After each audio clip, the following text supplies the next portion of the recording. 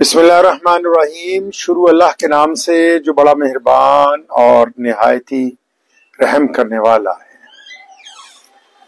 आज की ये लाइव सिर्फ हमारे भाई मिल्लत इस्लामिया के होनहार बेटे मुफ्ती शमाइल अहमद अब्दुल्ला नदवी साहब को मुबारकबाद देने के लिए कि कलकत्ता के इस बेटे ने आज लाइव डिबेट के दौरान खुदा को ना मानने वाले जावेद अख्तर को जवाब देने के काबिल नहीं छोड़ा। माशाल्लाह, जिस अंदाज से, जिस इल्म के साथ और जिस हिकमत से अल्लाह और उसके रसूल सल्लल्लाहु अलैहि वसल्लम के फजल से आपने आज ये डिबेट में जीत हासिल की है, मैं आपको मुबारकबाद देता हूँ। और ये आज की फतेह सिर्फ आप ही की फतेह नहीं है, पूरी दुनिया के उन कई सौ अरब लोगों की जो खुदा की जात पर यकीन रखते हैं, खा वो मुसलमान हो या किसी और मजहब से ताल्लुक रखते हो, उन सब की फतेह।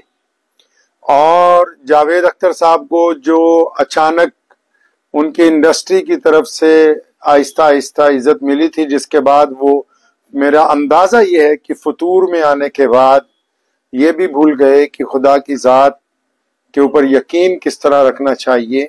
लेकिन आज आपने उनकी जो कम इल्मी है उसको भी लोगों के सामने उजागर कर दिया और उनके पास इल्म का कोई जखीरा नहीं है, ये बात भी आवाम के सामने आ गई। क्योंकि जो बंदा अपना नहीं है वो किसी और का क्या होगा। लेकिन आज की इस डिबेट ने मुफ्ती शमाइल अहमद साहब ने जो अजीम कारनामा अंजाम दिया है, उससे इंसानियत का सर बुलंद हुआ है। और खुदा की जात जो है वो हमेशा से है, हमेशा रहेगी। और खुदा को मानने वाले तमाम बंदे आज मुफ्ती शमाइल अहमद को मुबारकबाद पेश करते हैं। शुरू अल्लाह ताला दे नाम तो जो बड़ा मेहरबान ते निहायत ही रहम करने वाला है।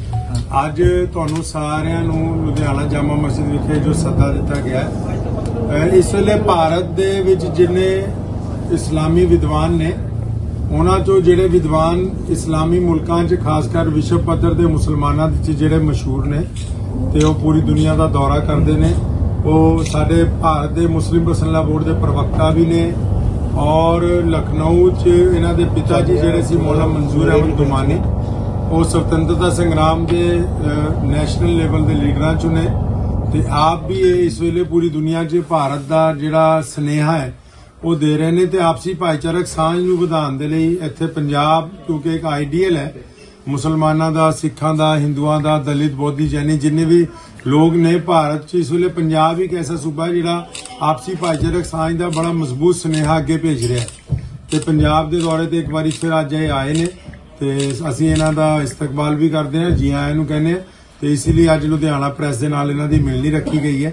ते मौलाना खलीलुर रहमान सज्जाद नुमानी साहब तुहाडे नाल गलबात करेंगे। जी, आप सबको और आप सबके माध्यम से पूरे पंजाब के रहने वालों, रहने वालियों, भाइयों बहनों को मेरा मोहब्बत भरा सलाम।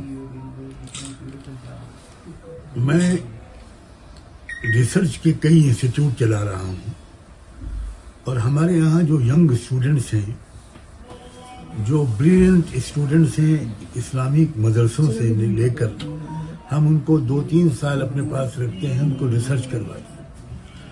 तो मैंने एक रिसर्च का टॉपिक ये दिया हुआ है कि हम अपने देश में एकता, प्रेम, भाईचारा कैसे स्थापित करें, कैसे हम संवाद के कल्चर को प्रमोट करें, डायलॉग के कल्चर को प्रमोट करें, हेट के बजाय लव को, अफेक्शन को, प्रेम को, भाईचारा को, एकता को। तो इस पर लेक्चर देखते देखते मैंने ये निर्णय लिया कि भारत में मेरी जानकारी में एकता का जो सबसे अच्छा नमूना है अभी तक वो पंजाब है। तो वहाँ मैं रिसर्च स्कॉलर्स की टीम को लेकर आया हूँ ताकि यहाँ आकर वो देखें, गुरुद्वारों में जाएं, सिख भाइयों से, आम लोग पर बाजारों में, सड़कों में, गुरुद्वारों में मुलाकातें करें, ज्ञानियों से मिलें, ग्रंथियों से मिलें। आज हम उस कॉलेज में भी गए जहाँ, क्या नाम है उसका, गुरुमत ज्ञान कॉलेज, गुरुमत ज्ञान कॉलेज, जहाँ सिख नौजवानों को धार्मिक शिक्षा दी जा रही है ताकि वो आगे चलकर वो ग्रंथी बने, ज्ञानी बने, गुरुद्वारों को संभालें और धार्मिक शिक्षा दें। वहाँ भी मैं गया, उन सारे रिसर्च स्कॉलर्स को लेकर गया। बहुत अच्छी सभा रही, बहुत अच्छा डायलॉग रहा। वहाँ के जो प्रिंसिपल हैं, वाइस प्रिंसिपल हैं, जो ट्रस्टीज हैं, उनके साथ फिर उन यंग सिख नौजवानों को एड्रेस करने का मुझे मौका मिला। तो मैं असल में मैं उन लोगों में से एक हूँ। मेरे पिताजी का जिंदगी भर ये मिशन रहा कि वो लोग जो नफरत फैलाने की कोशिश करते हैं वो बहुत ज़ोर ज़ोर से बोलते हैं, लेकिन जो लोग प्रेम वो खामोश रहते हैं, साइलेंट रहते हैं, तमाशाई बने रहते हैं। मीडिया भी अक्सर उनका साथ नहीं देता। यहाँ एक नई प्रेरणा, एक नई स्पिरिट, एक नया जज्बा, एक नया हौसला यहाँ मिलता है आने से। मैं इससे पहले भी यहाँ आ चुका हूँ। ख़ास तौर पर शाही इमाम साहब का जो परिवार रहा है, इनके पिताजी का, इनके दादाजी का, इनके परदादाजी का जो ज़बरदस्त हिस्सा रहा है स्वतंत्रता संग्राम में भी और देश में भाईचारा कायम करने में भी, इसलिए उसकी विरासत को ये भी यहाँ संभाले हुए हैं।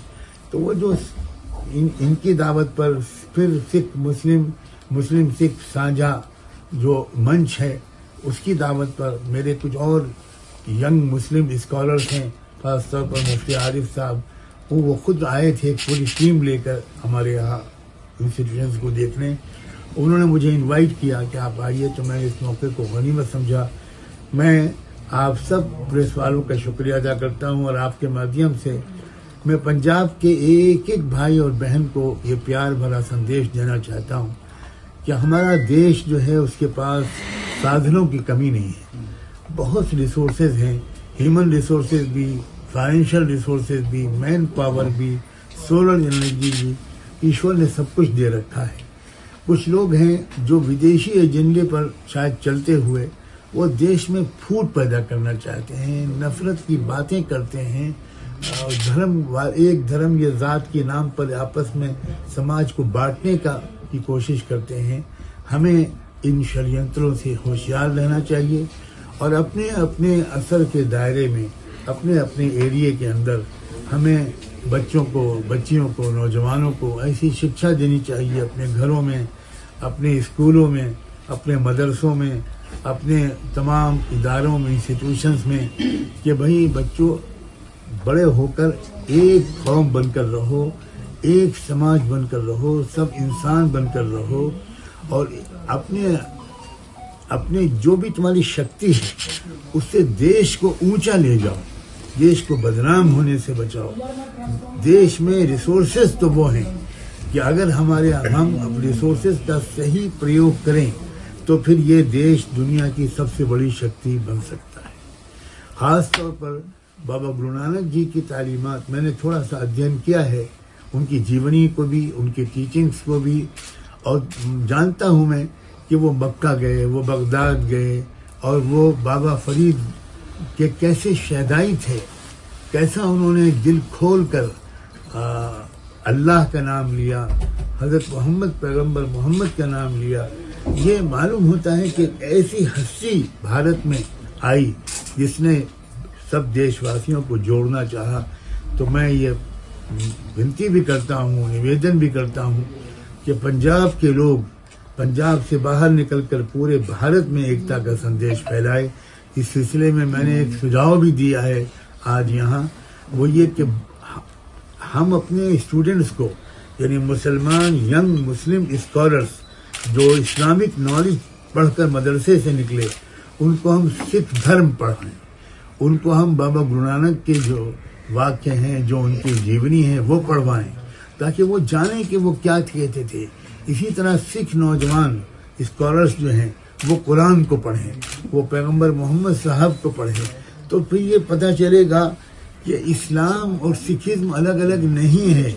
ये जो इनके दरमियान समानताएं हैं, एकताएं हैं, उनका जब ज्ञान होगा तो दिल में और ज़्यादा हिम्मत बढ़ेगी और हम अपने प्रदेश और देश को आगे ले जाने में और ज़्यादा सफल होंगे। मुझे यही संदेश देना है। आप सबका बहुत बहुत शुक्रिया कि आपने अपना समय निकाला और आप मेरी मदद करेंगे अगर इस संदेश को दूर दूर तक फैलाएंगे। बहुत बहुत शुक्रिया। धन्यवाद।